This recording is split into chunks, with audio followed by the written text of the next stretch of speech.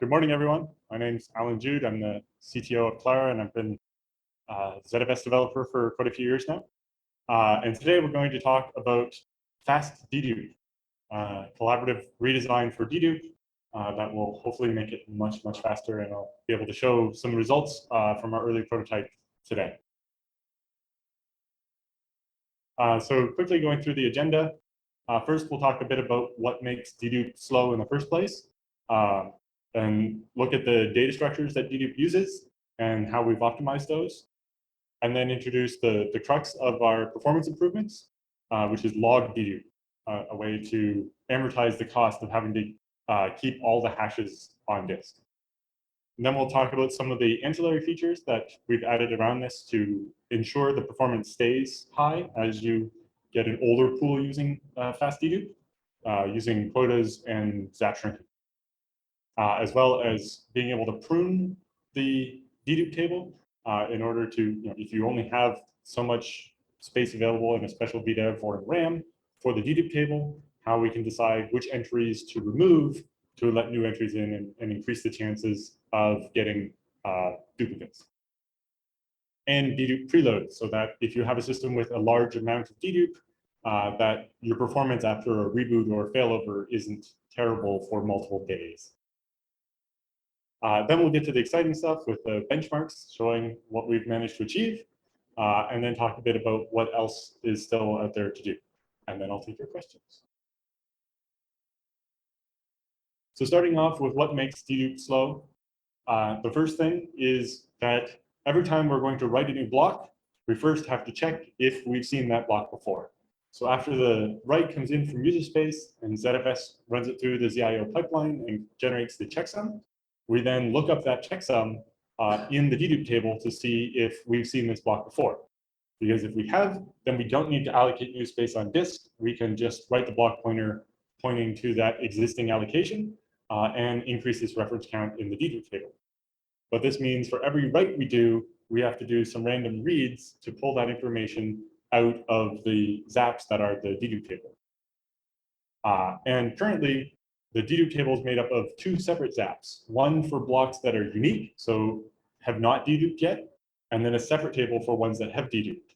So when we want to check for one particular hash, we need to check both of those tables unless we find a match first. So if you're doing a single 4K write, you might have to read multiple indirect blocks and then an L0 block from the zap for the unique table. So maybe 3 or 4 reads there, all randomly scattered across the disk. And then if it wasn't a match there, you have to do the same check against the duplicates table, which might mean another 3 or 4 random IOPS. And so suddenly to do one write, you've done as many as 8 or more random reads to see if we've seen this block before. And that's the main thing that makes dedupe very slow. Part of the reason why blocks are so random in the zap is that for performance of lookups, the zap is sorted by the hash, the checksum of the blocks. But that means if you write 4 blocks, the way hashes work means that those should be very different hashes each time.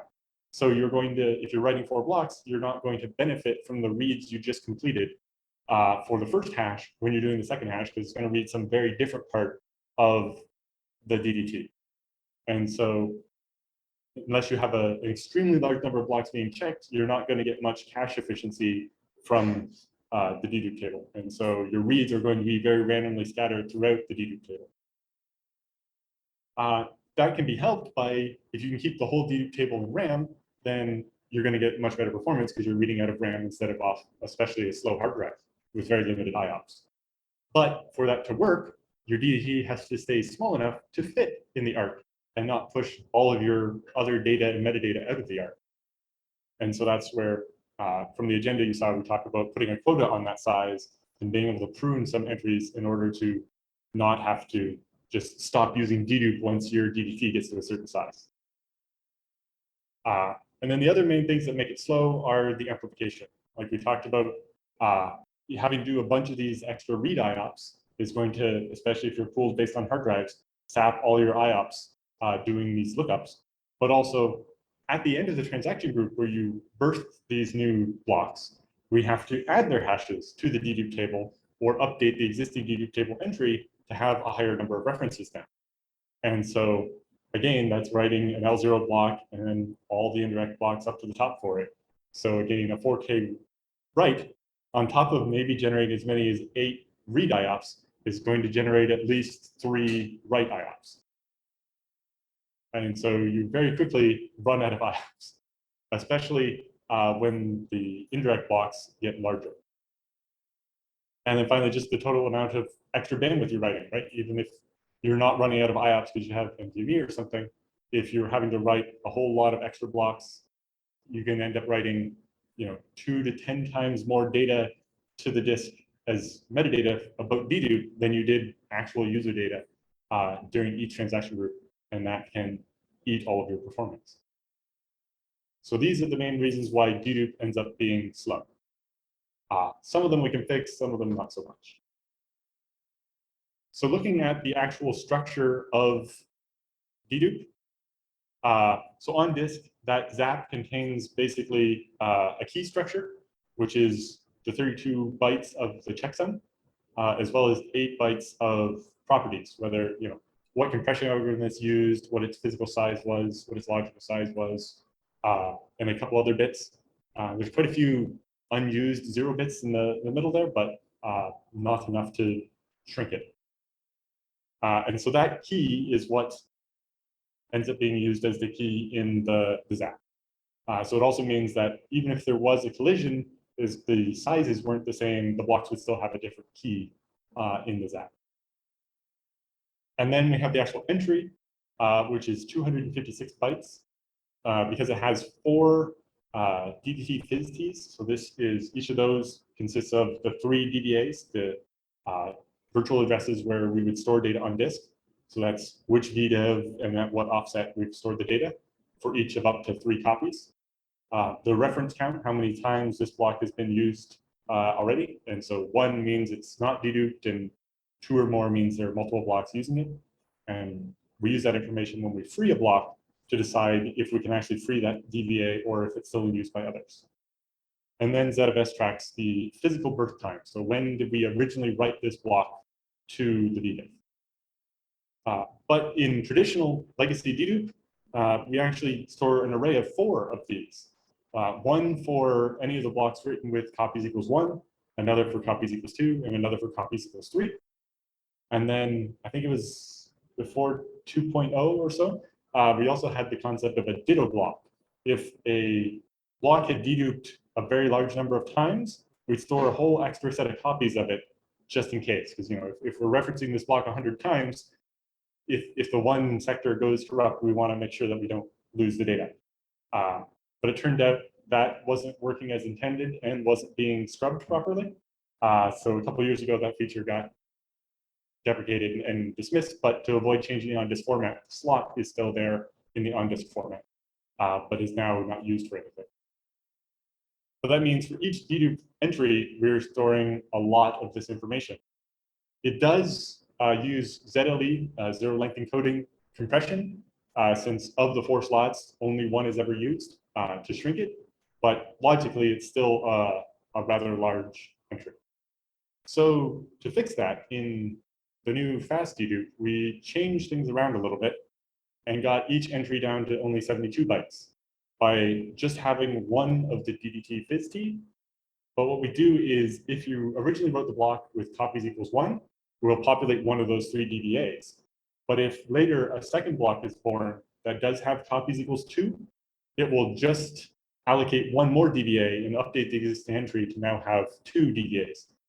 So you'll have 2 copies available to anybody who used or references the same entry in the dedupe table. Slight downside is that if you delete the only copy that had copies equals 2, as long as somebody else is still using the block, we'll keep both copies. But that's a very small amount of space, and the number of people using different copies equals is pretty low. So I think it's a big concern. And then for the pruning feature, we've added a new entry or item to the entry, which is an actual wall clock time of when this block last changed in the dedupe table. Specifically, this is to catch the case where a block was in the unique table, and so eligible to be pruned if it went a very long time without ever getting a duplicate. But if it got upgraded to having a duplicate, there were multiple copies of it, but then it got freed and went back to being on the unique list. If we just used the physical birth time to track that, we would still think that block had never deduped when it had. So we do that. And this allows administrators to express a much more humane policy of, if this block has not seen a duplicate in 90 days, then let's prune it in order to make more space for incoming blocks to have a chance to dedupe instead, since they have a higher likelihood than a block that's gone 90 days without seeing a duplicate. And being able to express that in human time instead of transaction groups is much friendlier to the user. But the big change for fast dedupe, or FDT, is that instead of at the end of each transaction group updating all the entries in the ZAP, we instead accumulate them to an append-only log, kind of similar to the log space map. So after the writes come in at the end of the transaction group, we move them to a new in-memory AVL tree, again sorted by the hash of the blocks that now are pending changes to the ZAP. And we let that block or that tree accumulate changes over a long time. While as we add items to the tree, we're also appending them to this log object on disk. And then once the log gets to a certain maximum size, based on how much memory you want to spend on it, or it just gets too many transaction groups old or whatever, then we start iterating through that AVL tree and writing those changes back to the ZAP, but specifically sorted by the hash order. So we'll update all the hashes that start with 000 in one transaction group, and then 001 in the next transaction group, and so on, or whatever number, however many we can fit in a transaction group without making it take too long. You can control how many seconds it will spend writing out ZAP entries. But this allows us to make sure that we're amortizing the cost of updating those indirect blocks. We're making hundreds or thousands of changes and only have to update the indirect block once, whereas if we were doing it the traditional way, we'd have to update multiple indirect blocks every single transaction group. And this makes it much more efficient. The trade-off is it uses a bit more memory, but that's controllable. And it has to deal with what happens when you export and import the pool or crash. So yeah, every time we end a transaction group, we move all those pending writes into the FDT AVL tree and add it to disk. And we write this appending to the log. So then at pool import, we have to read that log and recreate the AVL tree. And since the log is unordered, basically, it's written in the order you wrote the blocks, not in hash order, so that we didn't have to rewrite it. But as we build the AVL tree, it will be sorted by the hash. But the trade-off is that this ends up meaning that the importing your pool takes a bit longer. Kind of like the log space map, we have to go through this and do all of that. It may be possible to defer it somewhat, to maybe just not allow new writes, or new writes don't dedupe while it's pending, but we wouldn't be able to handle freeze, so I don't know that that makes sense. But based on feedback from Alexander, we're also looking at having a command to force the flushing and truncation of the log in order to, in cases where you're going to have to do an import soon, make sure that this happens then and kind of asynchronously, so it doesn't have to slow down your export if you're exporting manually or your import.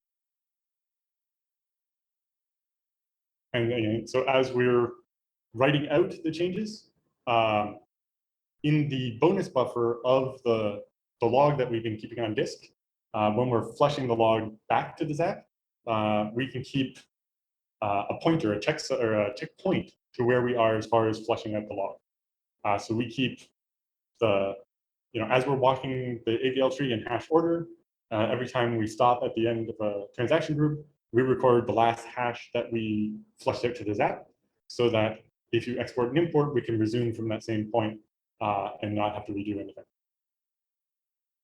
And then once we've flushed out the entire log, we can truncate it back to 0 bytes and start accumulating new ones.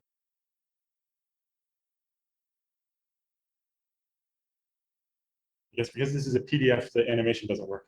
But to compare how it worked in legacy Dedup, originally you would have written these blue stripes out to the zap, and then in the next transaction group, the green ones, and then the next transaction group, the red ones. You see the writes are very scattered, all out of order, and each of those is going to touch a bunch of different indirect blocks, and the total amount of writing you're going to do is a lot more. Whereas with fast dedup, imagine we wrote the blue blocks, and then the next transaction group wrote the green ones, and the next transaction group wrote the red ones. We've updated the zap with the same information, but by accumulating more of it before we do it, we're able to do it much more economically and not update the same indirect block, 10 transaction groups in a row, instead doing it just once. And so that means every time we're doing a write, we first have to check these in-memory AVL tree to see if the block is there, because it will contain newer information than is in the zap, because we haven't written it back to the zap yet.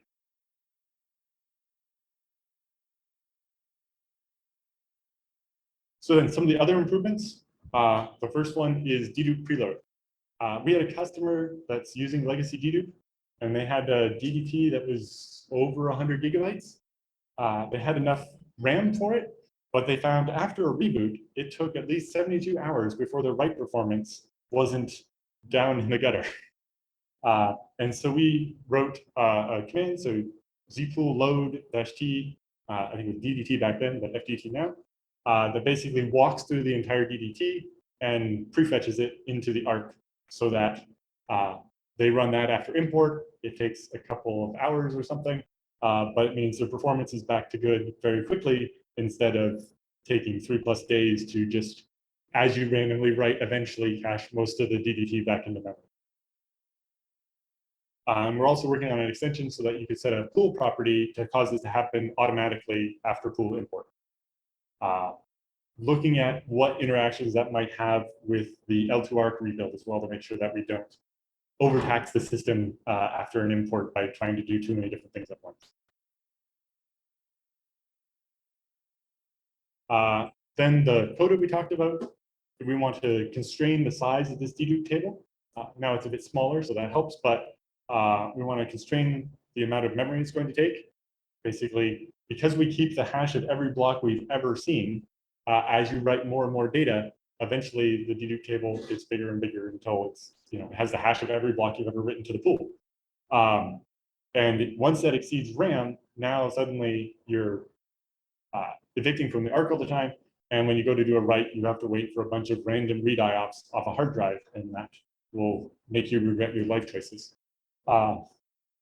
So with the dedup quota feature, you can set it to a number of gigabytes of RAM that you want to, from your ARC, you want to allocate for the maximum amount that the DDT can take.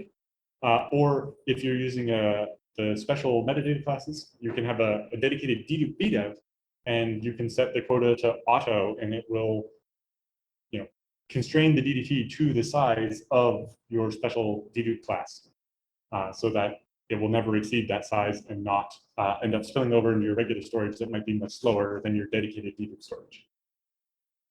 And that avoids the cliff you can fall off if your dedup ever gets even just a tiny bit too big. But for that to be effective, we needed zap shrinking, which was a hackathon project here last year. Well, somebody built it before, but extended it a bit. And the focus of the original work was dealing with directories that had a lot of files in them and then didn't. But it turns out the zap is the same dig structure used for dedup, and we needed the same thing, but also to take it a bit further to deal with not just, the file used to have the directory used to have millions of files, and now it has almost none, and we can shrink most of it. Whereas with the DDT, we tend to be putting holes in it, and it's only 30% full now, and we really need to condense it, not just shrink the empty leaves. And using that so that when you have a quota, without zap shrinking, you could never get back down from the quota, and that caused a problem. So with the quota, what happens is if you do hit the limit, it will basically act as if dedup is off. So new blocks that get born, it'll check the duplicates table and will continue to dedup if the block already was in the dedup table. But if it's a fresh, unique block that we've never seen before, we write it to disk without the dedup flag and don't add it to the dedup table to keep it from getting any bigger. And so it's kind of opportunistic dedupe, but not as good. And so with zap shrinking means that as you delete data, you will now get space back in your dedupe table and be able to start deduping blocks again. And that leads us to the next thing, which is pruning. Since we have these two zaps, basically anything on the unique list is eligible for eviction. We could decide to delete it from the zap and gain that space back for some newer block that has a higher chance of deduping than one that's been sitting on the unique list, like we said earlier, for 90 days and has never seen a mate. The new block has a much higher chance of having a mate come in than one that's been spent a long time and never got there. This does require some special handling during a free. Normally during a free, when we see the dedupe bit set in the block pointer, we go find the entry in the dedupe table to decrement it by 1. And if it's the reference count is now 0, then we can actually free that DDA and get the space back to the pool. And there's an assertion there that we will definitely find this hash in the dedupe table. But if we start pruning, then that assertion no longer holds true. And so minor change, but a small one there to deal with that, but allows us to take the oldest entries and remove them. So combined with the coda, a background thread can, if we're at 95% of the coda, let's delete, a couple of the oldest entries to make sure that we always have room so we can continue to dedupe always, while at the same time evicting the oldest entries that are the least likely to provide us benefit. And this way we get the maximum benefit from dedupe. And that's where the new timestamp in the on-disk format comes in handy. Because in addition to that, the user can express a policy where we will preemptively dedupe or prune any entries that are older than the example I have was 90 days. This way, even if your dedupe quota is 128 gigabytes of my 256 gigs of RAM, if I say don't ever keep anything older than 90 days on the unique list, then it may be that my DDT will only ever use 40 gigabytes at that scale, and that the excess memory can go back to actually being cache in the ARC for my data blocks and give me performance instead of just avoiding the bad performance of not fitting the whole DDT into RAM. So to use it, it's fairly straightforward. You just enable the feature flag. We don't have it on by default just yet because it changes the on-disk format for the zaps. Well, it stores different zaps basically, and is not compatible with the legacy dedupe, and there's no kind of upgrade mechanism. It's more if you make a new pool, you'll want to use fast dedupe instead. Most people hopefully aren't using old dedupe as it is. And then you can set your quota for how many gigabytes you want it to be, and then your policy of how many days of old entries you want to keep. And then there is currently a tunable for how much memory you want the AVL tree to be able to take. And that, right now we're defaulting to like 1% of system memory. But if you give it more memory, it'll let that amortize more writes before it starts flushing out to the zap. And it can improve performance, but the trade-off is longer import time and more memory usage. But depending on your workload, that might be a perfectly acceptable trade-off to make dedupe less expensive. So now the fun part that everybody wants to see, how big of a difference does this make? So our test methodology, have a machine where I have 2 dedicated SSDs. One is going to store the data, and one is the dedupe VDEV. Just 32 gigs of RAM and 10 cores. Our test is to write data using FIO with a 8 kilobyte record size. So we're going to do 10 rounds. Each round, we're going to create a new data set and use 8 threads to write a 4 gigabyte file. So we're going to create 4 million dedupe entries by writing 32 gigabytes of data.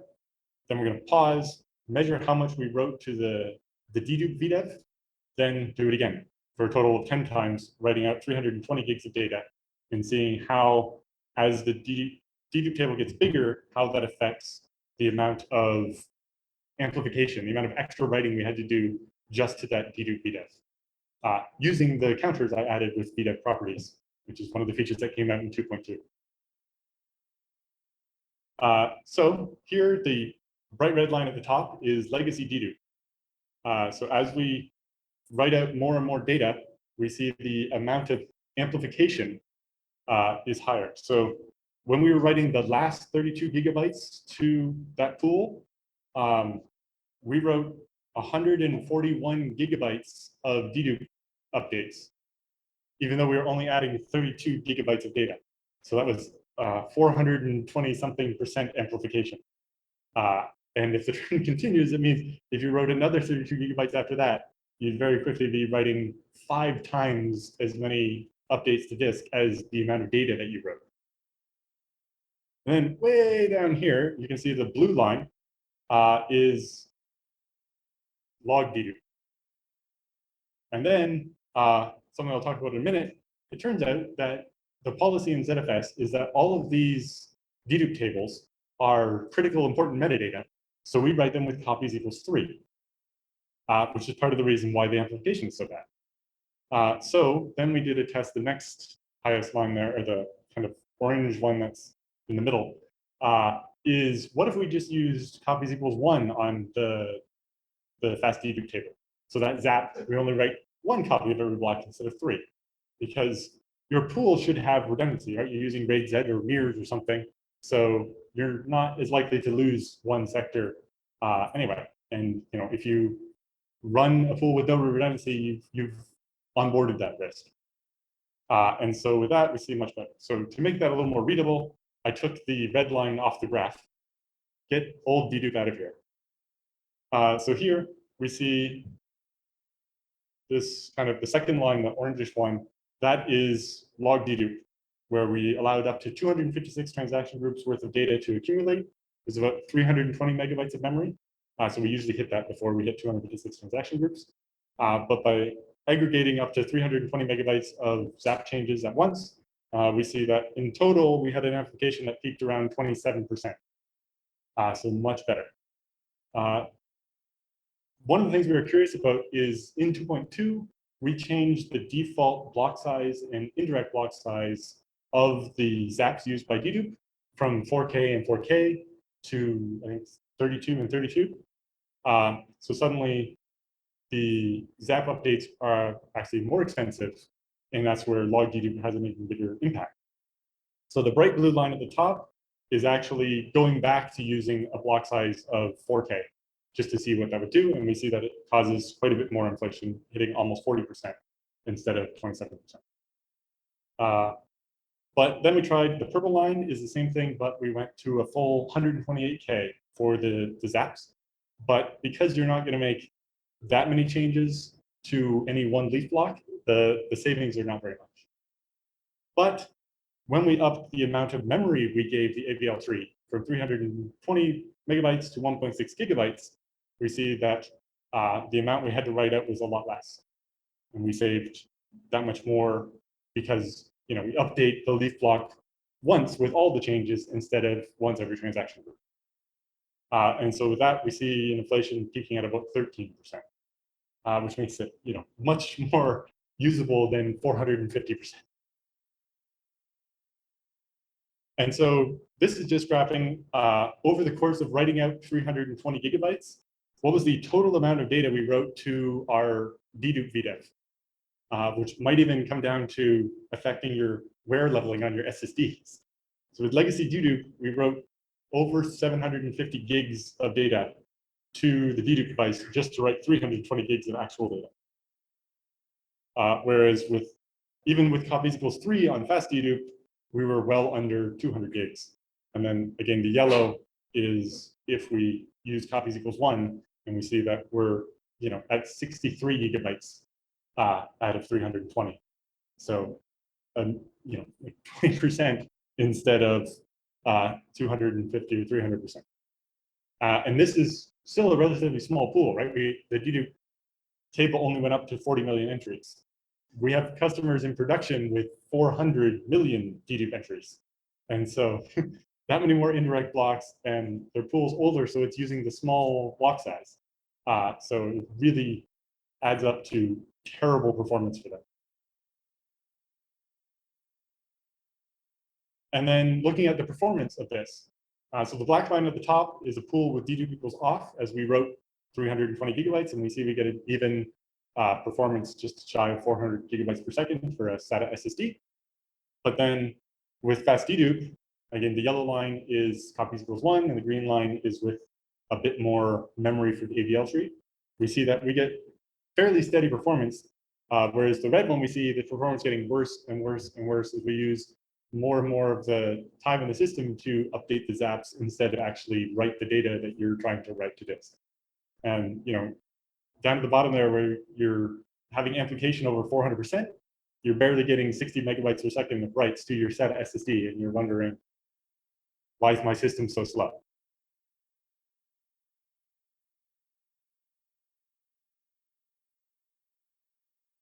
So what's next? First is getting it all finished. So this work is co-sponsored by or led by IX Systems. So this is a team of people who've been working on this for quite a few months, and we're probably about 75% done.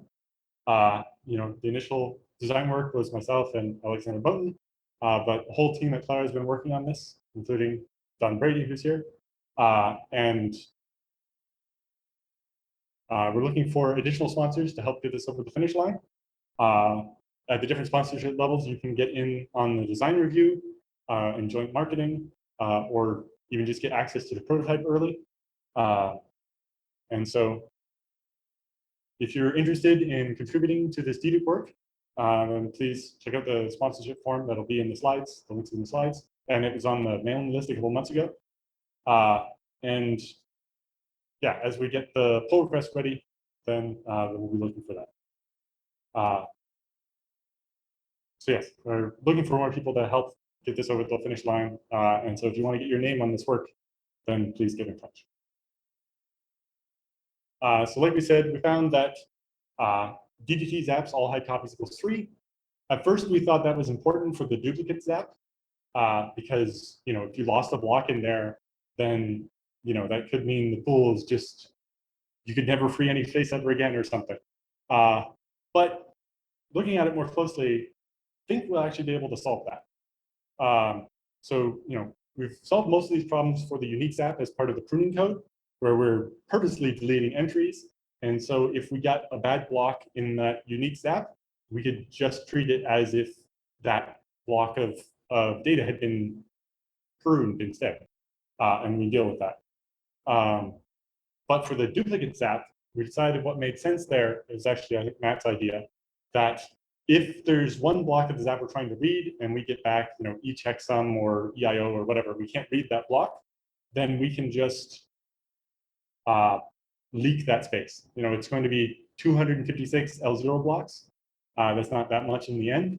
And so we can just say, if we can't look up the hash in the duplicates table because that range of hashes is damaged in the zap, then we just never free that space. And so we might leak, a couple of megabytes of space in total across the pool, but it won't be catastrophic to the pool like it would if we don't add this extra code. And while we set copies equals 1 now on the zaps, we do make sure the L2 and above blocks have copies equals 2, like we do for most metadata in ZFS. And so that constrains the damage you can get down to just a small number of, basically as many L0 blocks as could be covered by all the L1 blocks, or by the loss of one L1 block. And I'd also like to give thanks to all the people that helped with this. There was a lot of people. So the entire team at Clara, but specifically Rob Norris did a lot of the work on the log dedupe part. Don Brady did a huge amount of the work on the pruning and prefetch and quota stuff. Alexander Stetsenko worked on zap shrinking. Maciej Piotrowski wrote our testing framework that has made collecting these benchmarks and doing all this stuff a lot easier. Rob Wing also worked on some of the quota and zap shrinking stuff, and Fred for leading that team. And then, of course, the whole OpenZFS community, especially the monthly leadership meetings, have provided a lot of input and ideas for this. Especially, like I said, Matt came up with some of the ideas on how to approach these problems. And Pavel is also instrumental in some of the stuff we came up with together on making dedupe and block cloning cooperate were also helpful in this. And obviously, Alexander Moten has worked a lot on this with me, and Rich Urkulani did some of the initial stuff that got me interested in this idea, especially around changing the block size and looking at, because we use this larger block size for these apps, suddenly log dedupe gets even more advantageous, but also we get compression. And we're seeing 3 or 4x compression on these zap entries a lot of times. Because even though we removed a whole chunk of zeros that were in there, it's still, all the hashes in one leaf block are going to start with the same prefix. And, a lot of the other, other data is pretty compressible. And if you're interested in developing ZFS features or just getting support for ZFS, that's what we do here at Clara. So do people have questions about the fast dedupe? Mark. So I have a question for me. You would sort of early on pruning, it was H-based pruning where you took out the whole blocks. Do you have any data to back the assertion that says these are actually the blocks least likely to be? Seems intuitively, it seems fine, but it would be interesting to know what's behind that. Yep. So Mark's question was, do you have any data to back the assertion that pruning the blocks that have been around the longest without deduping are the ones least likely to dedupe in the future? And it's mostly just the intuition. Now that we add a timestamp there, we might be able to actually back that with data in the future to see how often that was the case. I've also wondered about keeping like a ghost list on the dedupe table to know of the, how many items were pruned that we would have deduped later. But how to do that without making it as expensive as having the giant dedupe table. But yeah, we're also looking at, I think Don's looking at using a histogram to be able to figure out what the age spans are in the dedupe table as well, partly to make scanning for the oldest entries faster. If I understand correctly, on the right side, you have done a lot of improvement, right? Mm-hmm. And on the read side, it's still depending mostly on SAP being able to link to cache. And you also reduce the size of it, like it's checking all that, right? So if I still have to put a lot of data on a single code, let's say a couple of terabytes, right? So let's come back with that map, the block size, the table size, and the map, but like few 100 gigabytes of memory sufficient to hold this app in memory, or you, and if yes, if everything is in memory, then essentially you can get only that 10-20% throughput drop with all the improvement on the right top. Yeah.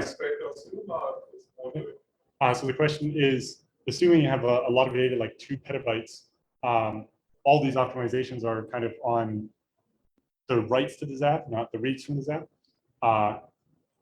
Is a couple hundred gigs of RAM going to be enough to back a large pool? The biggest factor will be the record size, because that affects how many entries you can have in the dedupe table and how big it gets. But the quota also allows you to just say, as we're approaching the amount of memory we have or the size of the dedupe VDEV we have, then we're going to evict entries that haven't deduped yet and focus all that storage on the entries that are deduping. Because if it's deduped 3 times, it's probably much more likely to dedupe a 4th time than a block that hasn't ever deduped. And so that's why we prune from the unique list in order to let the duplicates list continue to grow and grow. Like that, like it's the creative class that you have for the dedupe. Is that like generic? It also supports mirroring on that, or never used it. So this is the yes, you should. So the question was the dedupe VDEV class. Does it support mirroring and so on? Yes, and you definitely want to do that, because if you have just a single device and you lose that device, now your whole dedupe table is gone, and now you'd have to leave all of that space. And I think the top level VDEV code would still not want you to even try to import the pool because it was missing. So, question. So the problem also about performance, if you it doesn't teach you to run, right? There are actually cases where you where some flow, so you have to punish. People would do the right, right? The free. So cases where you look at it. The problem is when we do the right, we don't have the hash beforehand, so we cannot pre-punish. That's why now it's also slow because we do all the reading in transaction, when we syncing transaction, we calculate the checksum, or like when you do the right, we calculate the checksum immediately and pre-fetch. That syncing transaction will be much quicker, and you don't have to fit the entire table around. For freeze, we can already do that because we already have the checks, right? So we could potentially not really do that. I like that idea. It's just that it helps you with ghostiness. If you have to sustain that over a period of time, even the prefix becomes you're still blocked on that. Right? So I think I get your idea. The incoming drives before it gets logged and before it gets to the IO pipeline stages, you fetch the sample tree for DDTI stages. So IO pipeline stage already has the error. I guess it works for most of the time for the ghostiness. If you have to sustain that right through, at some point that becomes important. Just a thought. Yeah. So Pavel's point was the main two bottlenecks are when we're writing, we don't have the checksum very early to be able to prefetch that part of the zap so that when we go to do the synchronous read during the transaction write-out, that we can already have that chunk of the zap pulled in. And that the same is true of freeze, but with freeze, it'd be possible to fix. We're also investigating if we could make the freeze be more asynchronous by just logging them without even looking them up in the zap, and make the lookup in the zap happen async in the background as we're updating the zaps when we flesh out that part of the AVL tree, to make the freeze not even block at all, rather than just being able to prefetch sooner. And also looking at idea Pavel and I talked about of, is it possible to get the checksum a little bit earlier, or like even, it's only 1 or 2 steps. The checksum is 1 or 2 steps before dedupe in the ZIO pipeline, but would issuing a prefetch there maybe still make a difference, especially on a low latency device by time the ZIO loop gets around to actually trying to do the dedupe part. So you already have dedupe. Is there a migration path to fast dedupe, or do you have to like a pool, or? So the question is there a migration path from old dedupe? Currently, no. If somebody's interested in that, we'd be willing to build it, but right now, that's not something we have a use for. Oh, all right. That's an interesting question. Just one more question on the right path. Mhm. So the idea behind amortizing the cost of writes is that you get a lot of hits with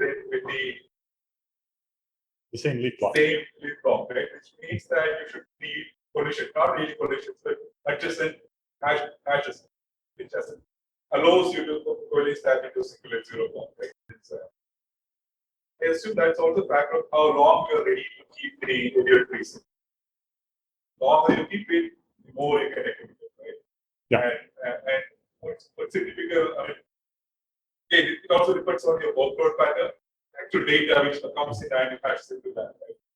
And in reality, I think the test that you've done, I guess that it's same file being done multiple times. No, it was just all unique data in that benchmark. So we just wrote out more and more data. And that's why we saw the acceleration of the amplification. If we just overwrote the same 32 gigs the whole time, the dedupe table wouldn't have got much bigger, but we would have spent all the time freeing instead. And so that's more benchmarks we need to do. But yeah, as we were saying, basically, as you decide how much memory you're willing to use for the AVL tree of the kind of accumulated changes to the ZAP before you flesh them out, that will give you more and more collation as you get more of those blocks, more changes to each leaf block batched together. But the longer that log gets, the longer it takes to import your pool. And so it's a trade-off. But depending on your use case, you may be super willing to make that trade-off because we only reboot like twice a year. Or other times, like this is an HA appliance, it needs to be able to swap to the other head in less than 4 minutes. So we can't ever let that log get that big. Sure. With the ability to prefetch fasting table, can you limit how much memory, or is it? It's like if you run it, it's just going to prefetch everything. Like, can you say I only really want 20 gig of fasting table? So the question is about the dedupe prefetch, where we're pulling in the whole dedupe table into memory. Currently, it just quickly scans across the whole thing. We've thought about, especially the case of what if you don't have that much RAM, or we're just causing a bunch of archivic for no reason. The problem is if you set an amount, which 20 gigabytes of it do you do? So we thought about maybe trying to do all the indirect blocks first and then the data blocks or something. So that will push all the indirect blocks into the frequently used part of the arc as you're scanning the data blocks or something. But generally the idea is you will use the quota to keep it down to a size that you want to prefetch all of. But if somebody has a bright idea on some way to express a useful policy for the dedupe prefetch, we'd be really interested in that.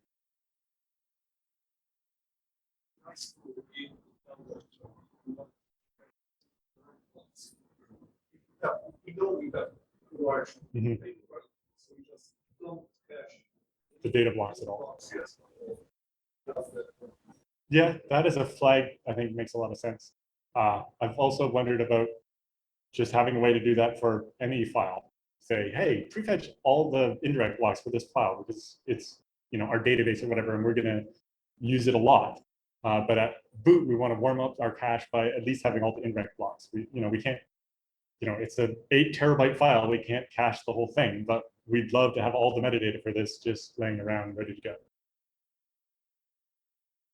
So it's on the arc side, so it still shares the same, if it's Linux, same kind of slabs and all that with the arc. Right? Yeah, you're actually caching the zap as it is on disk in memory rather than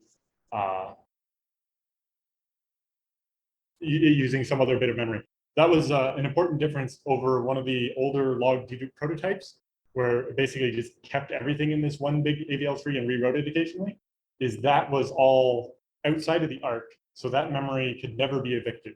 Whereas because we keep using the zaps here, if you're memory constrained and you're not using dedupe, like if you have dedupe on for one data set and that's not the busy one, we can push that stuff out and let the arc reclaim memory for other use cases.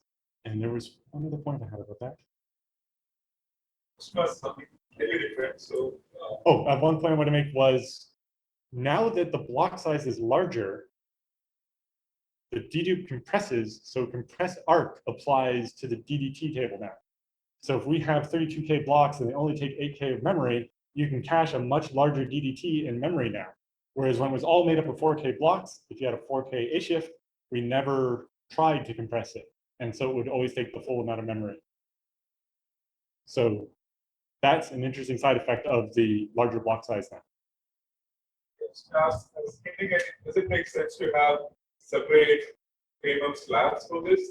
Because you will be preferring to evict these steps, right? So it allows you not to fragment these slabs, right? So that eventually you will not be even free of space for other uses. So we use a separate slab for the AVL tree entries, and that you set a quota on how much memory you want to use for that. For the arc, yeah, it's just random 32K blocks as if they're a record size 32 on your data set. I don't know if it makes sense to try to do anything different there. I do wonder with Mav's work on equalizing the MRU and MFU of metadata versus data. All the zap, I think, is considered metadata, and so that might allow you to play with policy there a bit. Do we use a separate, like, KMAM for metadata versus data in the ARC? They can be, I'm not sure if by default, but so far only difference is to make control presentation go trickle down. Right. Or not. Then not just for anything else. I wonder if we should make sure the dedupe doesn't get included in crash dumps then. Yeah, we have time for one more. With the increased block size and delay update, able to create greater exposures. No, because before we, so the question is, now that we're keeping so much kind of deferred and not written back to the zaps, how we do that is at the end of the transaction group, as part of the syncing of the transaction group, we log the updates to the FDT log on disk, so that on an HA failover, we reread that log and reconstruct the APL tree. So it'll be, your data is just as safe. The only downside is reading that log at import, say during an HA failover, will add some time. And if your HA import time is critical, you'll want to keep that log from getting too big. But the smaller it is, the less advantage you get. So it's a bit of a trade-off there.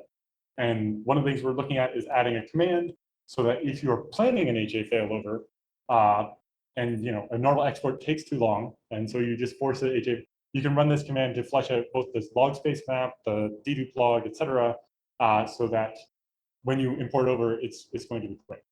But Most HA failovers are not. yes, yes, but oftentimes there's an advantage to being able to do something. Awesome, thank you.